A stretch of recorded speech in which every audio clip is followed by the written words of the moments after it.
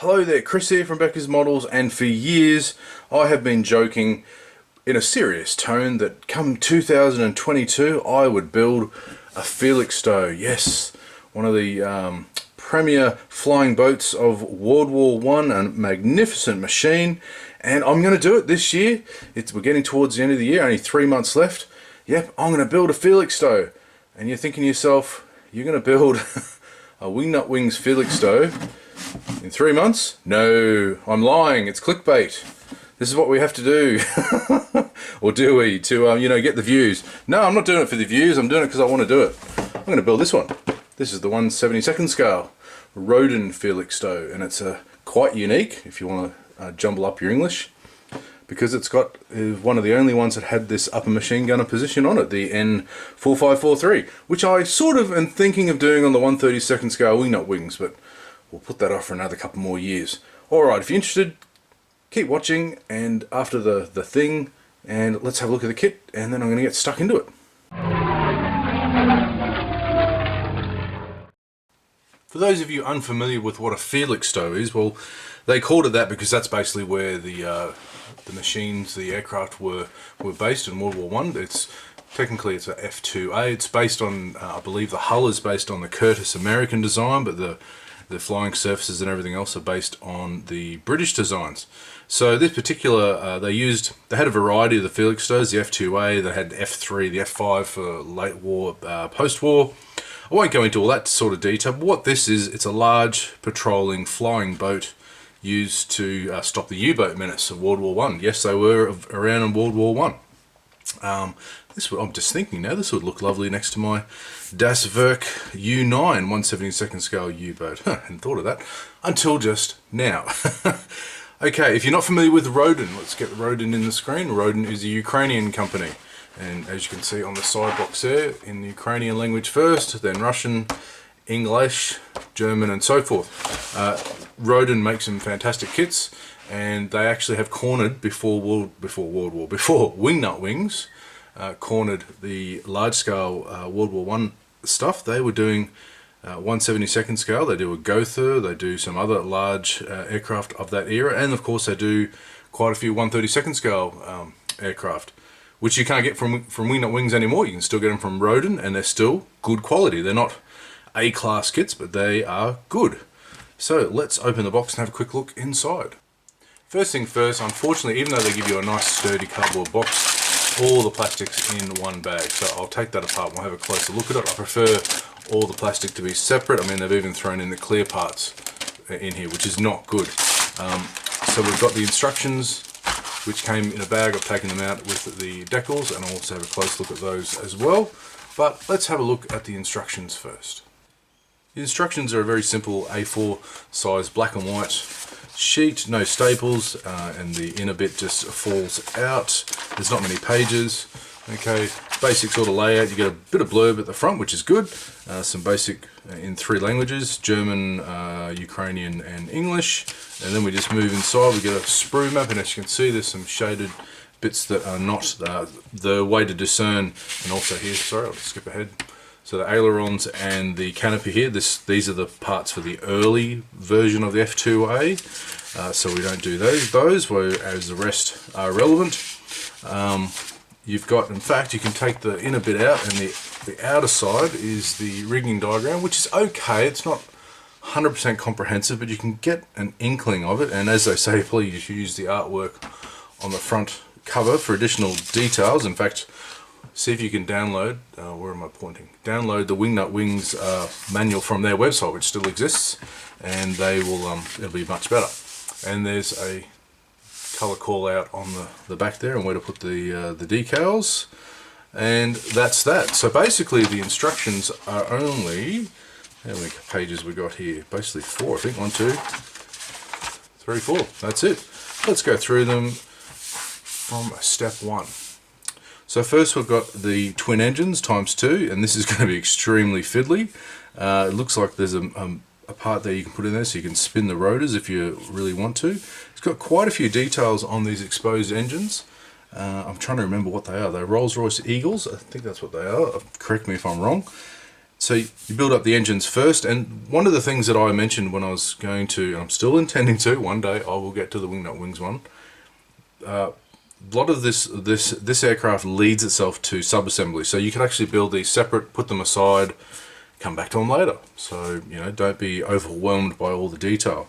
We've got 2 floats. Looks like very simple construction there. We've got 2 sets of props that go together like that. 8 machine guns, believe it or not, and 3. Not 2, 3 double machine gun ring positions there, because one of them is going to be for the top. Then we start in the interior. Very small detail there. You can't really see much, and it looks like there's a fair few things missing, but that's fine because you won't see it because it's covered by the top plate there of the deck. So you've got a few clear parts here. I'd probably leave them off to the end. Moving over to the hull itself, we sandwich in the parts. There's some external parts you need to put on, and some and there's the machine guns going in to the rear ports. I would actually leave them off until the end, and you just sandwich the 2 halves together. There's not going to be much of a seam, because if I'm looking forward, yes, the rudder assembly, the tail assembly actually goes over the top of the tail, and this is not really a seam down the lower hull. It's just where the 2 pieces, because it's a timber hull, where they join. They move you onto the tail next, which has got all these tiny little rudder horns and control horns there that I would consider, I'll have a look at the parts to pre-drill those for the rigging. The rigging for this is going to be quite interesting. And you've got all these supports, and I've got a funny feeling that some of these have got a fair bit of flash on them, so that's something you have to be very, very careful with. And I would possibly glue this all on before painting. Maybe paint it and then, I don't know, we'll have to have a look at how the fit goes. They give you a cradle if you want to do it on land, which I think I'll build this cradle without wheels and have it as a good support stand. But you can build it with wheels and make yourself a nice little on-land base. I'd really like to do this in the water if I can. The next 2, this page is very strange. It's sort of, I'll just go on the side there, it's sort of a explosion sort of view, but 2 parts of it don't mean anything. They're actually for the upper wing. So part 20, part 21, I'll just zoom in on this one. You can see that they tell you to chop off a little bit of the outer edge of the upper wing. That's to fit the different type of aileron that was used on these late Felixstows. So you got to do it for both upper wings, but the lower wing they go onto next, part 22. Put your floats if you want to add your bombs. They put to the center section, and then that is then squeezed on top of the upper deck thing there. So I would not. I'd be tempted to not do that. Yeah, it'd be interesting to see what sort of construction sequence to do that, because that's quite a large piece to be just hanging off there. I may consider doing that separately. And then we sandwich in all the engines. So we've got the 2 engines and all their struts go on top there. So this aircraft is more likely going to be built like a ship or a car, where you have to pre-build parts, paint them, and then glue them on. Now we've got the parts unique for this particular aircraft, which is the upper machine gun nest, which slots into the centerpiece here. There's the parts 2021, which is the modified outer wing parts. And then all these nice spindly little, what are they called? What's the interstruts? I can't remember what they're called, that attach the upper and lower wing. And it would be here at this stage where I put the rigging. The way I would do it is I would have all the rigging already super glued to the inside. No, what do you call that? What's the anterior part? The upside down bit of the wing. So they're hanging down, already glued on. So when you glue it to the lower wing, they're already sitting there, and all you have to do is just attach them to the attachment points, super glue them on, cut them off, your rigging's done. In theory, that's what I did for my Albatross, so let's see what happens. Little ladder to go in there, some propellers, and onto the cradle, and adding the machine gun mounts. How come they're only saying 2 there? Is there a 3rd one? Where's the 3rd one? They said to make 3. Have I missed one? Have I missed one? Surely I haven't. Where is it? There it is. Sorry, I did miss one. There's a 3rd one on the upper deck at the rear there. Okay, there you go. Alright, so that's the instructions. Let's go have a look at the plastic parts. Before we look at the plastic parts, I want to have a look at the decals. The decal sheet is very simple. You only get the 1 marking option there. And of all these, I think the only ones I'd use would be these. They look okay. There's not much of a... There's almost no carry film on the outside there. They look pretty good. They're sort of a semi-gloss sort of finish, but I can see a couple of bubbles, a couple of, you know, the white's not really that translucent. It's you can see some of the backing paper behind it, and you can see that's slightly out of register there. There's a white line underneath each of those 3 stripes, and I'm not sure if this white outer circle on these big randelles is supposed to be there, and it's not uniform around the whole diameter. So I would consider masking them up using a silhouette cutter or something. So I may do that. I'll give them a go and see what they're like, but I would rather mask those up, whereas these the letters that go on the rudder there, definitely keep those. Alright, let's go to the plastic now. When you're looking at plastic on sprues, you're looking for about 4 or 5 different things to note to differentiate them from other manufacturers and other sort of, just to get the sort of idea of the quality. You've got to not just look at the precision or detail of the molding.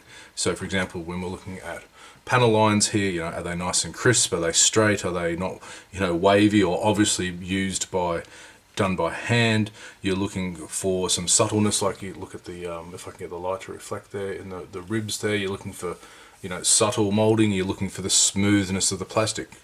Now, these are the sort of things that you look at first. The next thing you're looking at are more sort of, well, should we say, egregious things, which is flash. Now, flash is an artifact of the molding process when you've got leaking of plastic that goes out of the mold and it sort of leaks out and it flashes and cools instantly at the edge of the mold thing there. So there's quite a bit of flash in this kit. I've gone over all the sprues before I hit the record button, and there is copious amounts of flash, but it's not that bad to remove. It's, you know, this is what sets these older Roden kits apart to the modern day sort of stuff. There is a bit here and there. I mean, like along the edge of these hull halves here, there's a little bit here just on that wing, and there's obvious parts that don't really matter. Just on, you know, those ailerons, you just chop that straight off. If I turn this over, we've also got, the other thing to look for is EPMs, or ejection pin marks. And that's where the mold is punched out of the, the plastic is punched out of the mold. And so you've got these ones on the runners here, or the sprues, whatever technical term you want to use. They're not attached to the parts at all, they're actually on the runners, and that's what's used to punch it out. But sometimes I have to put them on the parts themselves. And here we've got some pretty big ones with a lot of flash attached to them as well. Thankfully they're in places where you're not going to see them. You might see this one here perhaps. Let's point to the right area, Chris, if you can, at the front near the cockpit, but probably not. But they're not evident on these wing parts and the ribbing and the panel lines here, and I can almost see a sort of a texture, which is not a bad texture, a good texture to these wings. They look really, really nice. The next point, what point are we up to, 3 or 4, is sprue attachment points to the part. So we want to get, we don't mind if they're big and chunky leading up to it, but we want them to be nice and slim. So when I get I'll lean over here and get my rusty sprue cutters, can I get that in there nice and crisp and easy? And yes, I can. Okay, that goes in there nicely. They're not too bad on these large parts, but I'll show you on a few other sprues. They do get a bit chunky. They do get a bit too air-fixy, as I call them. No relation to the brand itself, which makes magnificent kits. Alright, so that's a sprue. It looks pretty good. I think there's a few other things I need to take note of, but let's run through them as I go. So we've got the hulls, the upper wings or lower wings? I can't remember. Lower wings. Alright, I think. Let's go to the next one. The next major sprue is Sprue F. We go from A to F because they've molded this one separately, because you've got this part here for the gun position. And looking around, again, you've got that really nice crispness of detail that, you know, that really stands out. You've got these runners here on this rear deck is nice and raised and crisp. You've got a good, the panel line there's pretty good. Maybe give it one touch with the scribing brush. You've got a little bit of scratching here on this upper wood on canvas decking thing here, and that looks like a really nasty, yeah, it is too. It's an ejection pin mark. Oh, that's really sad. What's going on there? That's been mismolded. That's the other thing you got to look for, is mismolds. So that has been mismolded and pushed through to the upper side. That's really disappointing. So I'm going to have to sand that. I'll actually put super glue in that, and then have to see the ribbing on the surface there. So the way to fix that, you've got this nasty hole because you've got this EPM on the underside. So the way to fix that, sand that back, super glue, let it go off, and then tape over those ribs, and with a file bring back those nice sort of artifacts that are on the top there. That's a real shame.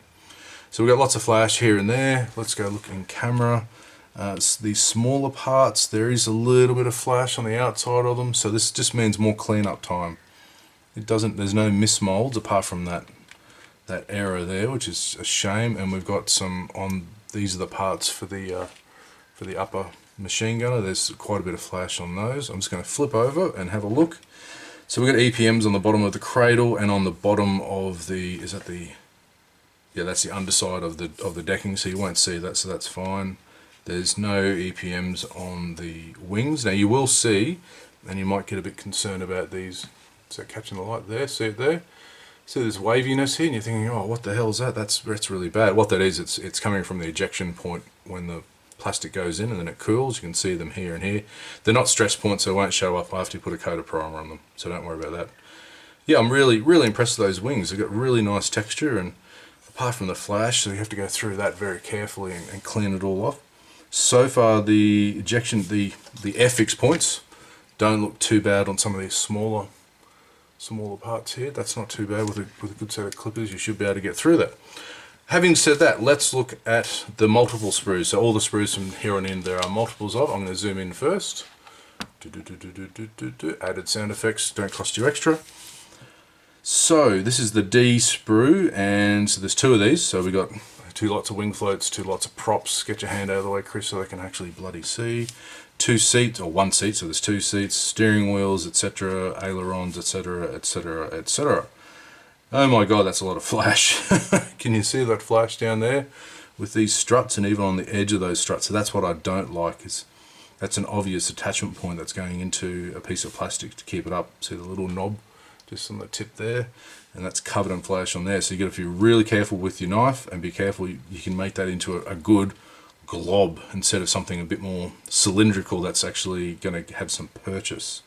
So these steering yokes or wheels, they've got a lot of attachment points on them, so you've got to be very careful. I would actually cut them off that way, so when they do come off you can carefully take the plastic down to the actual shape. Don't cut them this way, you might cut into them too much. And you've got the fins for a bomb. I'm probably not going to put bombs on this one. So that's a multiple, and then we get 2 Bs. And again, I need to zoom in. You're seeing double? Go see your optometrist. Always see your optometrist. They will always help you out with glasses for modelling. No, it's not an ad. Yes, my wife is an optometrist. I'm not telling you to go see her. But go see your optometrist. Okay, so we've got the engine details here, and can you see that alright? At first glance, oh, that looks pretty good. The radiator's got some really nice detail. Some of the other parts look pretty good. Yeah, these looks like a little coolant pipe going off there. The exhaust, I'm just going to turn that over. This exhaust looks okay. It's interesting how they've molded that to the, wow, that's really interesting how they've molded that to the runner just on there. There's unfortunately a mold seam line over the top of that, so you have to get out your trusty SMS scraper.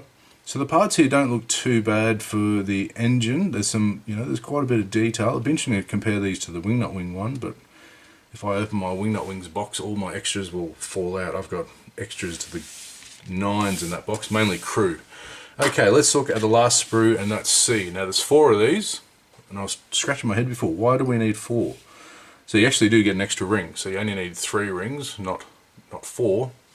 And in fact, you can with this kit, I didn't mention that at the start, with this kit you can make any, I think you can, don't hold me to this, I think you can make any Felixstowe F2A with this particular kit. They do box the early and they do box the late separately, so you'll need decals if you want to do that. But here we go, this is where it looks a lot better. So these are obviously the struts for in between the upper and lower wing, and the attachment points are much more crisp than that other sprue we were looking at just before. So they are going to fit into those very small but precise divots that they've allowed there for. So that's good. That's really good. There's, I think, oh, there looks like it. Looks like that's the control horns for the empennage, the tail. They are really tiny, aren't they? How am I going to get some rigging onto those? I was thinking about drilling a hole through, but I don't think so. I think it'll just be an attachment point. And the reason why we've got 4 is That's the cylinder banks for the engine. So it's a V12, so that you need 4 of these cylinder banks, and they're actually moulded quite well. Have they got cooling fins? I almost feel like they've got cooling fins. I can't see them with my normal glasses. The machine guns are moulded exceedingly well. They're really, really nice. I like, you know, you got the sighting point at the front, you got the handles with a handhold in them, and they're actually done really nicely. I'm quite impressed with that. Some of these other details, I can't remember what that is. It looks like, is that a flare rack or something? We'll point to it so people can see, Chris. There you go. And some more, the exhausts here are a bit messy. There's quite a bit of flash on the inside of these. These ones aren't too bad though. And then we've got the, if you can see just in that upper corner, we've got the drum magazines for the, I think they're Maxim machine guns. Yeah, so they look really nice. The attachment points aren't too bad. So again, I would get your loop on and don't undercut them, cut them away from the sprue. That's a big runner they got in between them. It's not 3 of them. And then very carefully just to get out your file and make sure you're keeping the nice curvature there without taking away, because you can actually see the ribs of, can you see them there? Probably have to zoom in post so you can see that. You can actually see the ribs of the drum magazine, which is, by drum I mean the cartridges are aligned like this, like a big Ferris wheel. So there's 4 of them. So that's the end of the sprue tour. No, it's not. There's one more. Hold the phone. I've got the clear parts. Now you're thinking, what's this thing?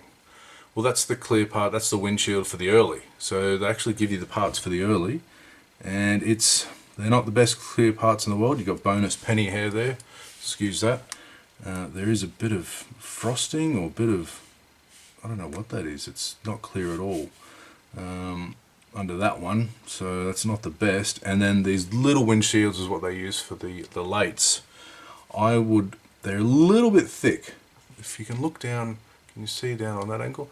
They do seem a bit thick, don't they? Is that really in scale? You multiply that by 70 and you're getting into a 3-inch wide armoured plate glass. I mean, how thick were they in real life? I'll have to compare that to the Wingnut Wings parts and see what we get. I mean, that's such an easy part to just make out of some clear acetate sheet, you know, from a CD or DVD cover. Just make it yourself, nice and thin, and go with that instead. Alright, so that ends the sprue tour. So I haven't looked at the parts in the Wingnut Wings kit because, well, have a look at any online build for that particular one. I mean, it's an amazing kit, and it's worth, you can probably buy 10 of these Roden Felixstows for one of these. So maybe it's best that we try to concentrate on one of these first. So that's what I'm going to do next. I'm going to get stuck into this, and yeah, I will build a Felixstowe for 2022, and we'll wait for another year to get stuck into its big jobby, which is now a rare collector's piece. But I don't believe in collecting models. I think you should build them. So glad you went through that with me, and let's go on to the next part where actually I build it.